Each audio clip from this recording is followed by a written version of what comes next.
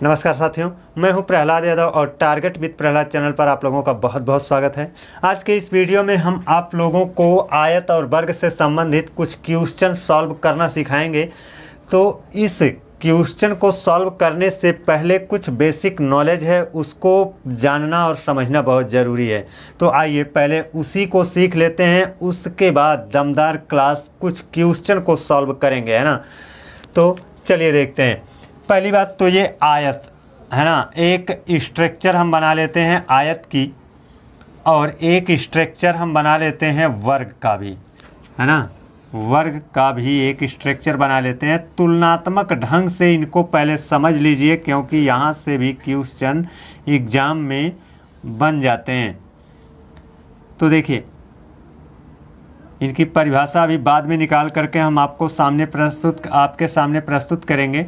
पहले इनको ये जानिए कि आयत में लंबाई और चौड़ाई अलग अलग होती है। ये आयत की क्या है, लंबाई है, और ये आयत की क्या है, चौड़ाई है। लंबाई कुछ ज़्यादा है और चौड़ाई थोड़ी सी कम है। तो आयत की लंबाई और चौड़ाई अलग अलग होती है, जबकि वर्ग की लंबाई जितनी होती है उतनी ही इसकी चौड़ाई होती है। तो इसमें कहा जाता है कि ये भी चार भुजाओं से ही घिरी आकृत है, ये भी चार भुजाओं से घिरी ही आकृत है। ये भी चार भुजाओं से घिरा है, ये भी चार भुजाओं से घिरा है। इसके आंतरिक कोण भी 90 अंश के हैं। ये आंतरिक कोण, ये 90 अंश, ये भी 90 अंश, ये भी 90 अंश, ये भी 90 अंश, और इसके भी आंतरिक कोण कितने होते हैं, 90 अंश के होते हैं, है ना। तो आप लोग इतना तो जान गए होंगे कि इसकी लंबाई और चौड़ाई अलग अलग होती है, जबकि इसकी लंबाई और चौड़ाई सेम होती है। आंतरिक कोण इसके 90 अंश होते हैं, इसके भी क्या होते हैं, सभी के सभी 90 अंश के ही होते हैं। अगली महत्वपूर्ण बात यह है कि ये भी चार भुजाओं से घिरा है और ये भी चार भुजाओं से ही घिरा है। अगली महत्वपूर्ण बात यह है कि इस आयत के जो विकर्ण होते हैं वो, ये एक विकर्ण मिलेगा, शीर्षों को मिलाने वाली रेखा क्या कहलाती है, विकर्ण कहलाती है। ये एक विकर्ण होगा और ये भी एक विकर्ण होगा। ये दोनों ही विकर्ण क्या होते हैं, आपस में बराबर होते हैं। आयत के दोनों विकर्ण आपस में बराबर होते हैं और एक दूसरे को डिवाइड करते हैं। यहाँ पर इंटरेस्टिंग बात यह है कि आयत के जो विकर्ण होते हैं एक दूसरे को विभाजित करते हैं, तो दो ठू सम्मुख कोण ये जो बनते हैं, ये सम्मुख कोण छोटी वाली भुजा के सामने ये कोण बना है, छोटी वाली भुजा के, इसलिए इनका मान 90 अंश से कम होता है। 90 अंश से ये कम होता है, जबकि ये वाला कोण क्या होता है, 90 अंश से ज़्यादा होता है ना। और ये 90 अंश से क्या होता है, कम होता है। तो यहाँ पर ये आपको जानना चाहिए कि आयत के जो विकर्ण होते हैं एक दूसरे को विभाजित करते हैं, तो दो सम्मुख कोण 90 अंश से कम होते हैं और दो ठू जो कि सम्मुख कोण होते हैं वो 90 अंश से ज़्यादा होते हैं। जबकि इसमें देखा जाए तो इसके भी विकर्ण क्या होंगे, एक दूसरे के बराबर ही होते हैं, लेकिन यहाँ पर इनके विकर्ण आपस में बराबर होते हैं, तो इनकी ये चारों भुजाएं बराबर होने की वजह से ये चारों कोण भी बराबर होते हैं। अतः सब के सब 90 अंश के ही होते हैं। तो अब इनकी परिभाषा निकल करके सामने क्या आती है कि आयत की परिभाषा निकल कर सामने आएगी कि चार भुजाओं से बंद आकृत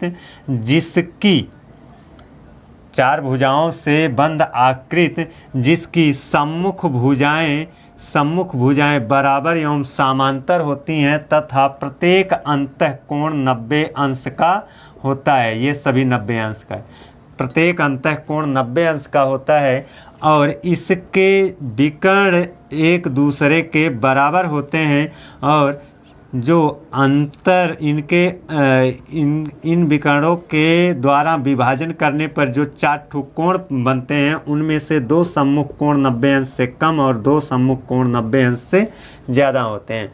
उसी तरह से इसकी भी परिभाषा बनेगी।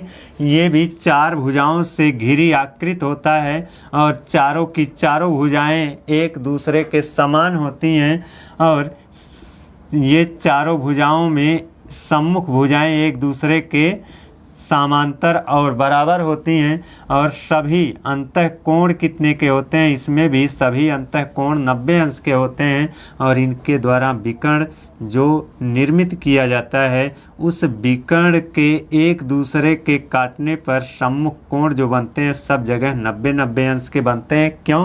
क्योंकि इसकी चारों भुजाएं बराबर होती हैं, इसीलिए यहाँ पर 90-90 सब कोण बन जाता है।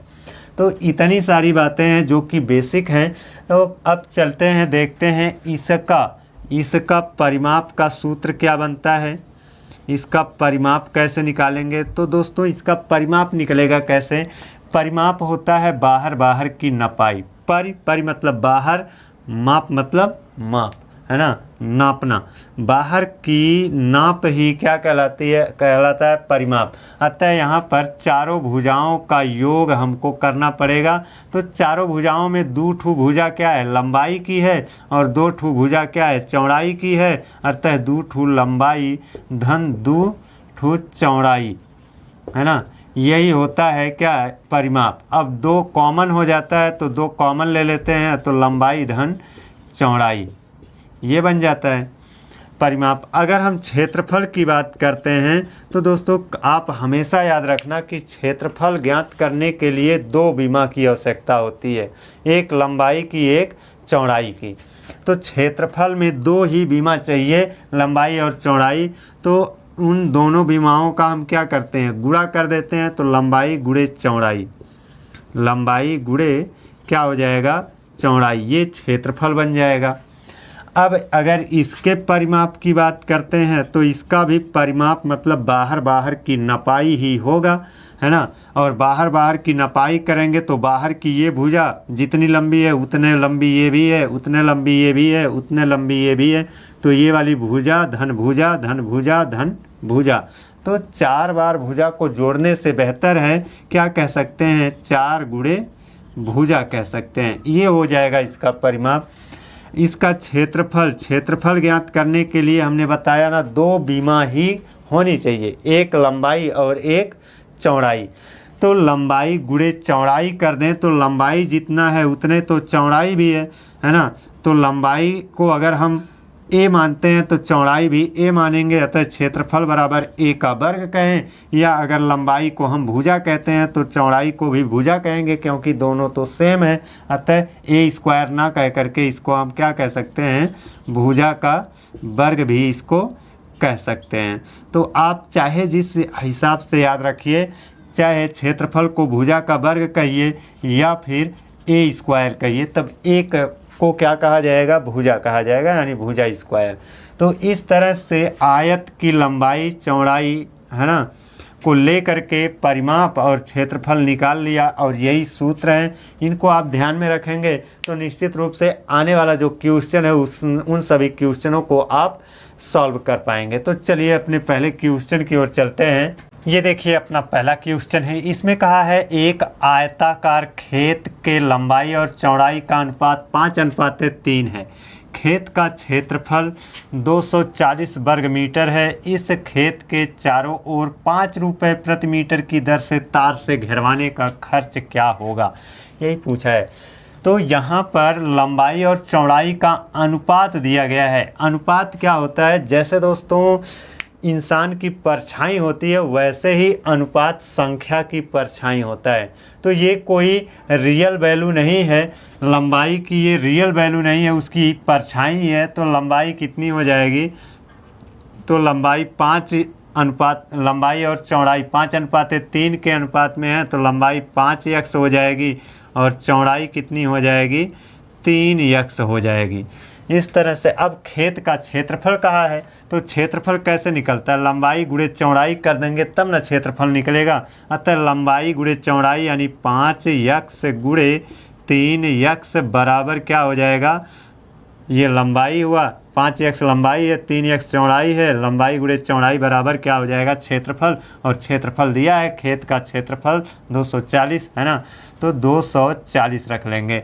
अब इनको सॉल्व करते हैं तो 3 5 से गुणा करके 15 बन जाएगा, x से गुणा कर लेगा तो आप जानते हैं गुणा करने पर घातें जुड़ती हैं, ये भी x है ये भी x है, समान है तो गुणा करने पर घात जुड़ जाएगी, तो x की घात 2 बराबर 240। अब 15 यहाँ पर x के साथ गुणा कर रहा है तो उधर जाएगा भाग करेगा, x स्क्वायर बराबर 240 बटे 15, 15 से डिवाइड कर दें, 15 एकम 15 बचा 9 हो जाएगा 90, 15 छक्का 90। x स्क्वायर बराबर कितना हुआ 16, x स्क्वायर बराबर 16 हुआ। अब हम क्या करें, स्क्वायर हटा दें तो दूसरे साइड में स्क्वायर रूट बन जाएगा, और स्क्वायर रूट बनेगा तो स्क्वायर रूट निकालेंगे तो कितना आएगा 4। तो x की वैल्यू कितना हो गया, x की वैल्यू हो गई 4। जब x की वैल्यू 4 हो गई तो लंबाई 5x है ना, तो x की का मान रख दीजिए, x की जगह पर 4 रखेंगे, 5 चौके 20। वास्तव में लंबाई कितनी है 20, चौड़ाई कितनी है, तो x की जगह पर 4 रखेंगे तो 3 गुणे 4, 3 चौके 12, चौड़ाई कितनी हो जाएगी 12 हो जाएगी। अब इसने कहा है इस खेत के चारों ओर 5 रुपये प्रति मीटर की दर से तार से घेरवाने का खर्च क्या लगेगा। तो दोस्तों ऐसे ही आयत होगा, उसके चारों ओर हम क्या करेंगे, तार से इसको घिरवाएंगे, तो जाहिर सी बात है कि ये आयत का परिमाप पहले हमको निकालना होगा कि बाहर की लंबाई कुल कितना है, उसी के हिसाब से तो तार लगेगा। तो लंबाई कितना दिया है, ये 20, तो 2 ठू लंबाई होता है, 20 20 40 हो जाएगा, और ये 12 और ये 12 12 12 24, तो 40 और 24 को जोड़ देंगे तो कितना हो जाएगा 40 20 60 4 64, कितना हो जाएगा, बाहर की नपाई करेंगे तो ये 20 ये 20 40 और ये 12 ये 12 12 12 24 40 24 64, और 64 मीटर तार लाना पड़ेगा, क्योंकि बाहर की नपाई 64 मीटर हो रही है, तो 64 मीटर तार लगेगा। और 1 मीटर तार का दाम कितना है, 5 रुपये प्रति मीटर है, तो 5 से गुणा कर देंगे, कुल रुपया कितना खर्च होगा वो निकल जाएगा। 5 0 0 5 6 30, 5 0 0 5 6 30। इस तरह से ये 64 मीटर आया था ना, ये 64 मीटर आया था, 20 20 40 12 12 24 40 24 64, तो 5 चौक के 20 हासिल 2 5 6 30 2 32 30 2 32 320 आएगा। तो 320 आपका सी वाले ऑप्शन में दिख रहा है, तो ये वाला सी वाला ऑप्शन ही क्या होगा, सही होगा। अब चलिए हम देखते हैं दूसरे क्वेश्चन को, है ना। ये देखिए दूसरा क्वेश्चन है, इसमें कहा है एक वर्गाकार खेत का परिमाप 72 मीटर है, इस खेत में 20 रुपये प्रति वर्ग मीटर की दर से फसल लगवाने का खर्च क्या होगा। तो दोस्तों यहाँ पर खेत कैसा है, वर्गाकार, यानी जिसकी लंबाई चौड़ाई दोनों क्या है, बराबर होती है, लंबाई चौड़ाई सब क्या होती है, बराबर होती है। तो ये वर्गाकार है। अब इसका परिमाप का मतलब बाहर की माप कितना दे रखा है, 72 मीटर दे रखा है। तो बाहर की माप में हम क्या निकाले थे, 4 गुणे भुजा, है ना। बाहर इसका परिमाप 4 गुणे भुजा होगा, और परिमाप कितना दे रखा है, 72 दे रखा है, तो बराबर 72। अब 4 से उधर ले जाकर भाग कर दें तो भुजा कितना लंबी है वो निकल जाएगा, तो 72 बटे 4 कर दिया, 4 एकम 4 3 बचा 4 4 अट्ठे 32, है ना। तो कितना हो गया, भुजा की वैल्यू कितनी हो जाएगी, 18 हो जाएगी। अतः ये वाली भुजा कितनी है, 18 है।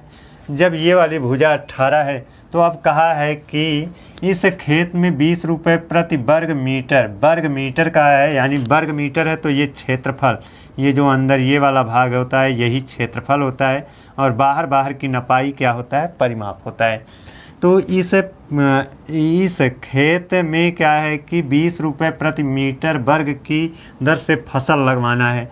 तो बताइए, अब देखिए क्षेत्रफल पहले इसका निकालते हैं। इसकी भुजा 18 आई है, तो क्षेत्रफल कैसे आएगा, क्षेत्रफल बराबर होगा भुजा का वर्ग, यानी भुजा आया है 18, तो 18 का वर्ग कर देंगे तो कितना हो जाएगा, 18 अट्ठइया में 324 हो जाएगा।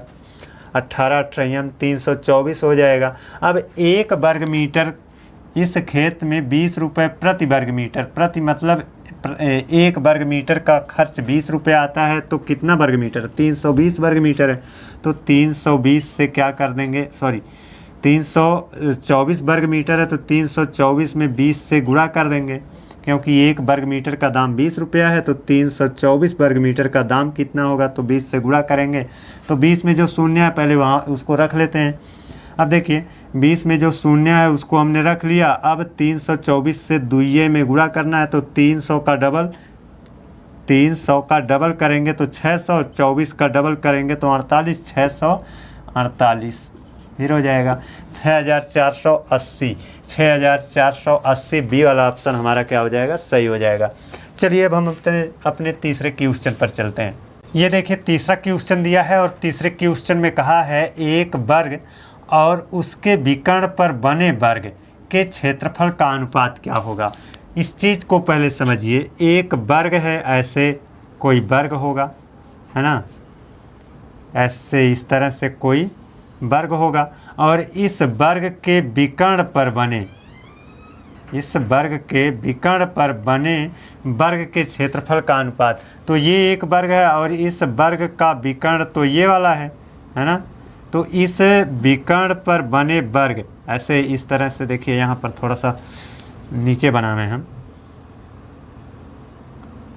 ये क्या है, एक वर्ग है और इस वर्ग का ये क्या होगा, विकर्ण होगा, है ना। अब इस विकर्ण को भी लेकर के क्या बना दिया जाए, एक वर्ग बना दिया जाए, ऐसे, है ना, ऐसे।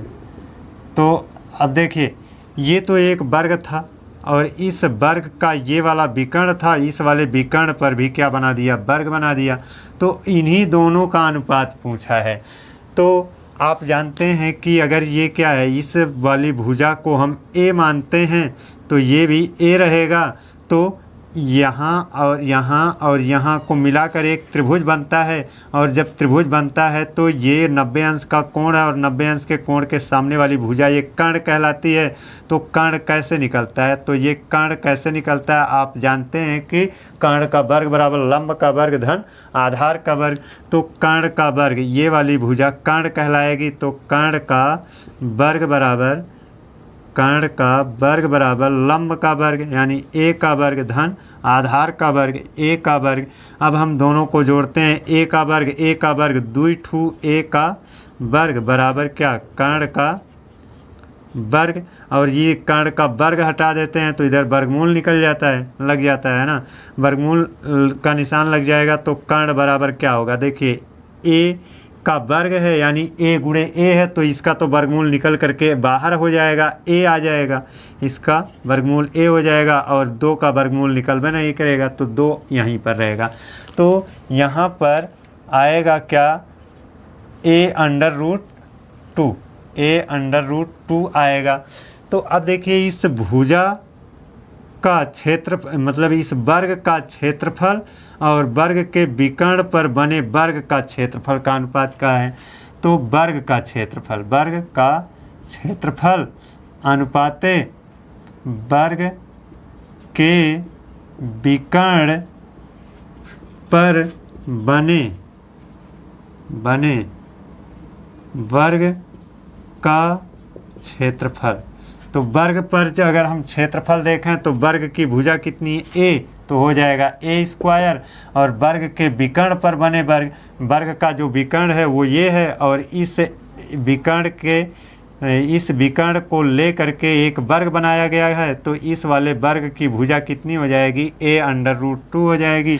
तो a√2 पूरे का वर्ग, है ना, क्योंकि ये भी भुजा का वर्ग होगा ना।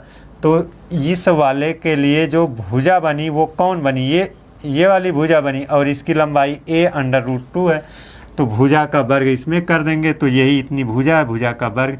अब देखिए इसको सॉल्व करें तो a का वर्ग अनुपात यहाँ पर ये वर्ग दोनों के ऊपर लगाएं अलग अलग, a का वर्ग भी √2 का वर्ग भी, तो a का वर्ग a के वर्ग को कैंसिल कर देगा, यहाँ बचा 1 अनुपाते ये वाला वर्ग इसके वर्गमूल को हटा देगा तो बचेगा 2, तो आएगा तो कुल मिलाकर हमारा उत्तर कितना 1:2, 1:2 हमारा होगा। और ऑप्शन की बात करें तो ऑप्शन ए इसमें क्या हो जाएगा, सही हो जाएगा।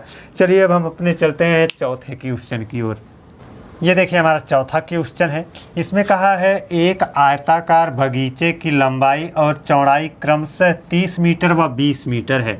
इस बगीचे के चारों तरफ बाहर की ओर 2 मीटर चौड़ा एक रास्ता बनाया जाए तो रास्ते का क्षेत्रफल क्या होगा। तो दोस्तों इसमें है क्या ना कि एक आयताकार बगीचे की लंबाई और चौड़ाई क्रमशः 30 और 20 दिया ही है। तो आयत है, आयत की लंबाई ये 30 हो गई, ये कितनी हो गई 30 हो गई, और इधर क्या करें 20 मीटर चौड़ाई भी कर देते हैं, 20 मीटर चौड़ाई कर दिए, ये क्या हो गई 20 हो गई। ये कितनी है 30 है और ये क्या है 20 है ना। अब कह रहा है इस बगीचे के चारों तरफ बाहर की ओर, इसके बाहर की ओर, अंदर नहीं, ये तो आयताकार रूप में बगीचा है, इस बगीचे के चारों ओर बाहर की ओर, ऐसे बाहर की ओर 2 मीटर चौड़ा, 2 मीटर क्या है चौड़ा एक रास्ता बनाना है। उस रास्ते का क्षेत्रफल क्या होगा। तो रास्ता दोस्तों कौन बनाए, यही तो रास्ता है, ये वाला हिस्सा क्या है रास्ता कहलाएगा। और जब ये वाला हिस्सा रास्ता कहलाएगा तो आप जानते